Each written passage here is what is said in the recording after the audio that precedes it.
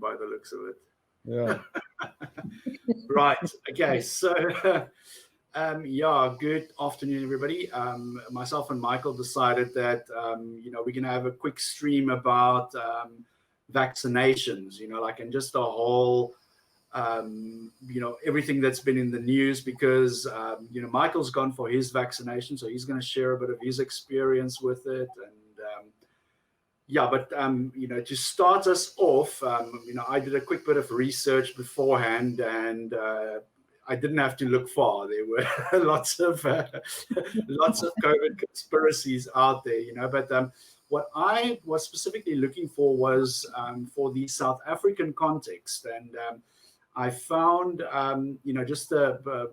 it's not a big movement. There was probably like 50 to 100 people at most in both of these protests. So I'm just going to play this video clip of these two protests. The first one is in Johannesburg, and then the second one is here in Cape Town. I just wondered, people should just look out for all the people in the crowd with who've got polio, because quite a few of them have got quite a few of them have got polio. Because none of them have polio vaccinations, you see. Good. Yeah. So let's go. That's it over here. Even if people are going to consent, there has to be informed consent. It's a form of a violation of a person's body. But however, logic should tell me if you want to test it in the areas which they call the epicenter of the world, not the epicenters of South Africa. That's my concern. We feel that our government is not supporting traditional medicine. It's also not recognizing the work of traditional healers, because there are many medicines that traditional healers could produce that could help with the COVID-19. Smoke and bones,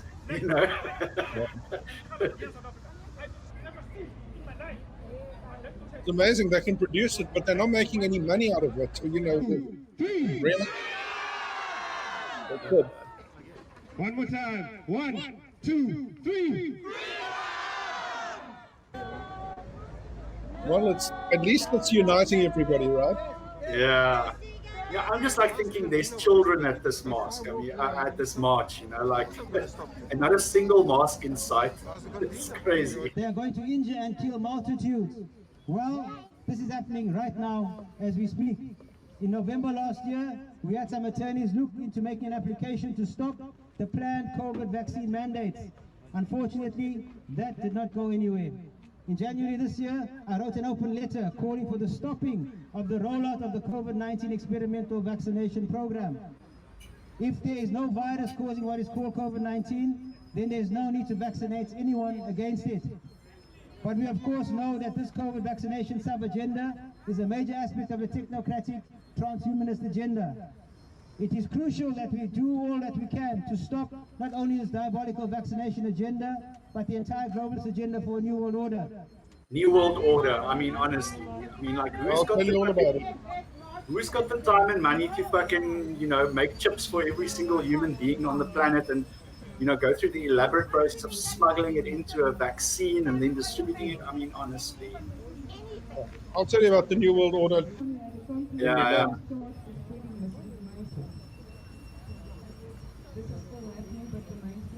COVID tyranny, disobey. At the end of the day, they're just contrarians. They don't really have a leg to stand on from a medical perspective.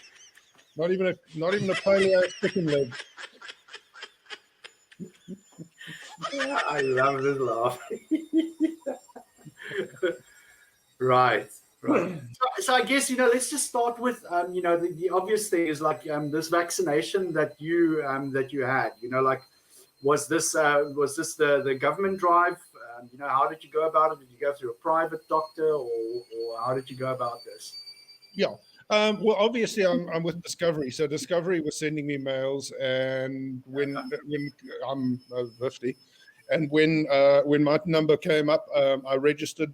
I actually registered in several places. I registered with the government, so that I think you have to do that in order to then register with Discovery, and I registered with Discovery. I was going to go down and stand in the queue, and because they told me it's pretty quick and efficient. And then a friend of mine said, "No, don't go stand in the queue. here's a link to Dischem, and fill this in, and then you'll get a time, a lot of time. So my time slot was 12 until 2 on Wednesday gone by, and I went out to Tableview area, and which was a bit of a distance from home, but there were a lot of slots available. So I thought, all right, well, that's going to be the most efficient. Oh boy, when I got there, I'm very pleased to say, on the one hand, that there were literally hundreds of people in front of me. I wasn't actually in the stand, but I met 3 or 2 really nice people, and we spoke for 3 hours. Unfortunately, it was a hell of a waste of my time, but waste of time, as in I could have gone somewhere that was quicker, but I was where I was. It's better than spending that time in hospital, in my opinion. That said, I did have COVID back in December. It wasn't fun. I clearly lived, not reincarnated or anything. But it wasn't fun. I wouldn't choose to have it. It was it rang my bell. But I'm a fat boy, so what can I say? I don't have other comorbidities. So I went in there. I'm not very fond of needles. I literally didn't feel it. I looked the other way because I didn't want to see the needle slide in, and I felt her touching my arm, and then she said, "Okay, it's done." I went home, and I honestly thought, has she injected me or hasn't she? Have I been had here or not? And I woke up the next morning was it Thursday morning? I can't remember if it was Tuesday or Wednesday. Anyway, regardless. And I woke up the next morning, and I had a monstrous headache. And then during the day, my body started to ache, and I felt almost like I had COVID again. I was really, really not. I felt hungover, in fact. Yeah. Actually, if I rewind through the night, my arms were itching like crazy, and I don't know if that was my immune system going into hyperdrive. But ultimately, I didn't feel good. I mean, I felt terrible. But that to me tells me that my body's reacting to the vaccination. That's a good thing. That's not a bad thing. It's a bad thing if it did nothing. Well, it did something to me. That's great. I'm feeling fine. I don't think I'm invincible. I understand I can still get it, but it's mitigated to the extent that I shouldn't die if I get it. I mean, for these clowns standing around in big groups out there and saying, and I mean, I fight with these idiots all the time. I can't look. I know a lot of people, and I spend a lot of time chatting to people. In the December-January period, I counted 46 people that I either personally knew. One of them was my cousin. One of them was the state agent. One of them was an uncle of a very good friend of mine, and so on. I either knew them or knew of them. In other words, I could name 46 people who died. And in this latest round, there are 7 who've died. There's a guy, I just checked now a minute ago to see if he's still going, because he's been in an induced coma for the last 15 days with it. This is not play. This is for real. And, as this thing was, just before you started that video, I said, just check out for all the people who've got polio in there. And I mean, that's the great irony of it, is none of us would want polio or smallpox. We had the vaccination. Where's the problem? They say it's a new technology. Well, new technologies are better than old technologies. That's the point. No, it's crazy. I don't get this. Like I said, it's a big conspiracy. You look at the reasons. People give such varied reasons that vaccines are made from, tissues that they save for. They test vaccines on tissues that they rescue from abortion clinics, right through to fucking chips that are going to be implanted in you. And it's it's not really based in any form of rational thinking, to be honest. I mean, it's these way out wingnut conspiracies. But I mean, right there, these people are not generally people who are people who operate on reason. Generally speaking, they're not people. They're into they're either into religion or they're into woo science. So you can't. You can't convince them using science when they're fundamentally opposed to science. Exactly. The funny thing is, I have a friend, who also, she's completely against vaccinations, because she has some, there's some condition that she has with her endocrine system, and she's had a very bad experience with vaccines in the past, so that kind of reluctance I can understand, but just these these people who are dead set, you almost want to like hand them a roll of tinfoil and say, you forgot your hat. You forgot your hat. The 5G rays are, the 5G rays from Table Mountain are gonna make you have an alien baby. You've got to put your tinfoil hat on. But it's a probability game. That's not to say that vaccines are without danger. Of course, there's always a danger, but there's a hell of a big danger with COVID. I mean, when this is all said and done, I said 46 died in January, and 7 have died to this point that I know of or can name. And am I expecting? Do I think I'll know of one person who died of the vaccine? I can't imagine I will. Maybe, but even so, that's 2%. That's a 2% risk. It's worth it to me, because the person who dies of the vaccine is probably going to die of the COVID anyway. Exactly. Yeah, no, that's crazy. But Dean, I think what's we a bunch of heathens talking here about anti-vaxxers, and I think we need to bring some context to why. I don't have any medical degree. I am a student of science, in as much as I try to base my life off of reason. So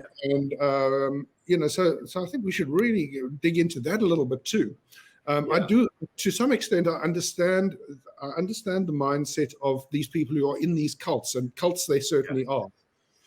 In fact, on that note, I mean, I'll stick my neck out and say, I don't know how many people Donald Trump killed with his stance, because I think a very large proportion of anti-vaxxers are normally left-wingers. They're not normally right-wingers. Trump, excuse the pun, injected anti-vax into the right-wingers. They were sort of inoculated against inoculation. They were primed for it because they generally are religious, so they already are into magical thinking as it is. And they already got, they're very top-down, power structure-minded people, and I think there's that. But I have a personal experience with the cult, with cult thinking, and that really, if I may, can I explore that just a little bit? Of course, it's fascinating. Yeah, I grew up. I grew up non-religious. My parents claimed to be Catholics. I never ever saw any hint of that, other than weddings and funerals, which were held in churches. I never heard, God was never mentioned in my house, not ever. So in fact, I think my parents were very quietly atheist. They'd taken Pascal's wager, so they were not going to go there. So they were agnostics. They were like, I don't know, but it's irrelevant to us. So that's how I lived my life. I went over to America in 1995, married to a foreigner. And I was fascinated when I got to America because in my community, I lived in a very liberal community. I mean, I suppose there are churches here, but I don't think I ever met anybody who went to church. That said, I must tell you that at school, the Reborns did kick off. The Reborn Christians started at our school. And that was I found quite amusing, because there were a bunch of girls standing in a big group one day, and they were all deep in something, and I walked past. What are you guys up to? No, they could pray and make a person's arm grow. So they put their hands like this together. How can I do this? Like this, and then they all pray, la la la, and then the hand starts to, the hand. Where can I say this? The hand grows like this. So when I suggested to them that length of my arms wasn't the problem, I had other appendages I would appreciate if they could make them grow. No, I was persona non grata. So that gives you a sense of my attitude towards religion growing up and so on. Yeah. America, I was staggered by how seriously these people took it. I thought they were joking at first. No, they take it very seriously. That said, my in-laws, my outlaws, as it turned out, were really their own little cult. And the father was sort of a much older man. He was in his 60s when my ex-wife was born, and his wife was 32 years younger than him. And he was really a natural cult leader. He's a very charismatic man, but he hated people. So there was just this little family, and they were a little cult. And it was like, you with us or you against us? And I obviously got a weak character because I was in boots and all. And boy, talk about New World Order. These guys in the 90s were into New World Order to the extent that I influenced a few people here in Cape Town before I left to go to America with New World Order. Once I came back, I wanted to deprogram them. I couldn't deprogram them. They're into the New World Order now. So I really bought into the whole New World Order thing. And what's very interesting is once you've bought into your first cult, it's like your first hit on the dacha. Once you bought into first hit on the crack pipe. You bought in, you had your first hit of it, and then you're down the rabbit warren. So, so I was a cultist. Everything QAnon believes today, I believed 20 years ago. I could write the book on QAnon today because it's the same thing rehashed, same drivel. Yeah, no, exactly. No. I mean, we were talking about this just beforehand, and it's the same thing with religion, like as soon as you buy the first bit of bullshit, the next bit of bullshit just is much more easy to swallow, Yeah, and you can't reason a person out of a position that they didn't reason themselves into. Religion is fundamentally, I think what we've got at war really is reason versus emotion, and belief, make believe, is nothing but emotion. Everything about religion is an emotional response to the universe in the absence of knowledge. And once I'd started digging into the sciences, I can actually remember a time when I thought, these scientists telling me what to do, how can they don't know more than me? I mean, the fact that they devoted their lives to a subject, and I'm newly minted through the University of YouTube. Somebody in my mind gave me an equal power or equal knowledge to them. Strange. Yeah. No, religion I feel is like it's like advertisements on TV, it's fillers. They fill the gaps in the schedule. Nothing really of substance. They try to sell you things that you'll never ever buy. You've used a few words that are quite interesting because I think you'd agree with me. You want to see church and state divorced from one another. I mean, that's in the US Constitution, and it's a good thing, but it has got a negative hangover. And if you look at, say, the Church of England and whatever church they've got in Germany and so on, they get a grant from the government that comes out of taxes, and that's fundamentally wrong. They take my taxes and give it to these clowns in hats. Exactly. But the upside of that is that the Church of England doesn't have to fight for its money. So they just tick over, and they're just a tea time church. You go to America where these guys they market their religion the way anything's marketed in America. Hard sell. You've got different brands, and they're competing in the open market, and they get their money through hard sell. Then they've exported that to the rest of the world, of course. But so that is a counterpoise in favor of give these idiots a little bit of money and shut them up, rather than them going out there and actually causing trouble, because they do. Yeah, no, exactly. And I mean, it's even like that separation of church and state. Like we are totally oblivious to it here in South Africa. Where you have like members of the court.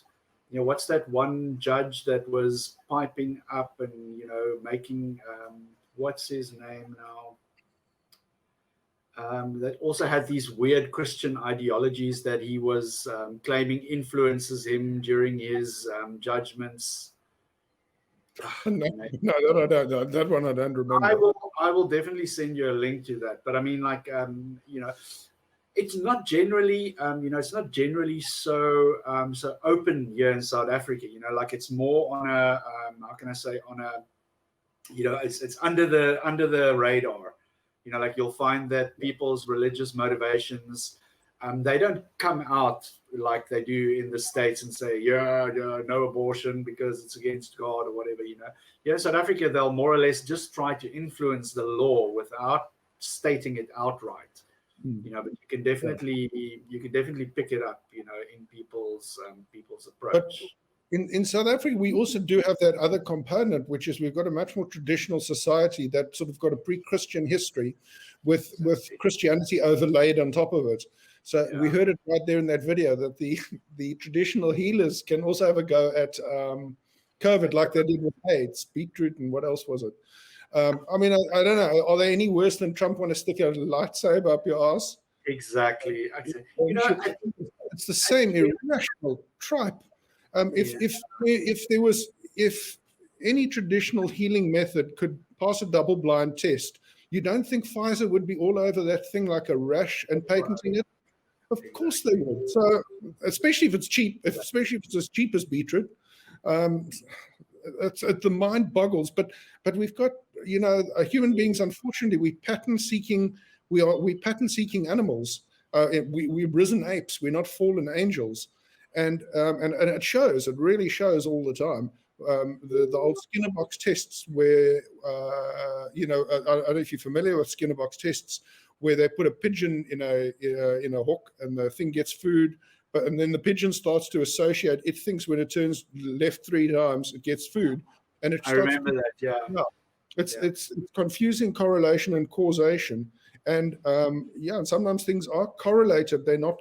There's no causation. Science is not about establishing who is right. It's about establishing what is right. It's not about, it's divorcing correlation and causation and digging back and promoting causation, not correlation. Exactly. Yeah. So we've got such an interesting case where we've got these traditional cultures, and we've got then overlaid Christianity, and we get the strange blancmange underneath it of irrationality, its own unique irrationality and magic thinking. And that goes into every facet of life where, God was going to provide. Well, now it's the government's going to provide. The government's always going to provide something. Well, no, we don't know whether they will. No, it's crazy. But I think we are in for some interesting times, like now that the next group of people, which includes my age group now, coming up now halfway through this month. Yeah. So we'll see now that they are, going, big scale. I'm sure it's going to shake out a lot of crazy kooks out of the tree. Yeah. But, this whole issue, AIDS is a terrible disease, but if 2 people decide to bang and they both get AIDS, or one gets AIDS from the other, that really is their business, because then unless they rape somebody, the next person they have sex with is it's voluntary. But this is involuntary, so how can I dictate to you that you've got to be vaccinated? Because you're a petri dish walking around. You're just, unfortunately, these are not people who understand evolution and don't understand natural selection and so on. So they don't understand. I bet you they don't even have a clue what the variants are and where they come from. I mean, that's evolution in its, and unfortunately, the reason you've got to get vaccinated for my protection, the same reason that you've got to wear a mask, not for you but for me, is that eludes them. They just can't. They don't understand that somehow. Yeah. No, it's people, and people don't realize that they are selfish. Like this is something that has been, tested and trialed. Obviously they're not just going to take some wild vaccine out of the bush and inject the whole population with it. Of course they do tests and trials and everything on it. So. Well, the origins of this vaccine are not, they didn't just, in March last year, 2020, they didn't say, oh, let's quickly make a new kind of vaccine. This vaccine has its origins in the SARS and the MERS viruses a decade ago. They were working on this already. They had 90% of this. It was already underway. They had to just adapt it to this particular disease. So it's not like it's that new. It's actually got a decade under the belt already. And generally when they're working on something new, it's better, or they just stay with the old. So this is an improvement. It's not and we know it's an improvement. It's working. In fact, I wish I actually had the study in front of me now. But I think only 1% in England. I'm 95% certain of this. In England, the hospitalization rate of people who've been vaccinated is down to 1%. So, Right. And the general, I think, whatever the number is, 50-60% of the general population's been vaccinated. So that if the vaccine didn't work, then you should have 50-60% of people who've been vaccinated going to hospital. That's not happening. Right. So yeah, but science works.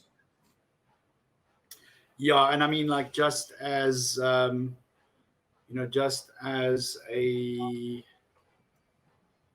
just to be 100% sure that we direct people to the official COVID resources. I'm going to put a link to the Western Cape government's coronavirus dashboard over here. Let me just put that in the chat. Yeah, and as you do that, the moment people hear government, they're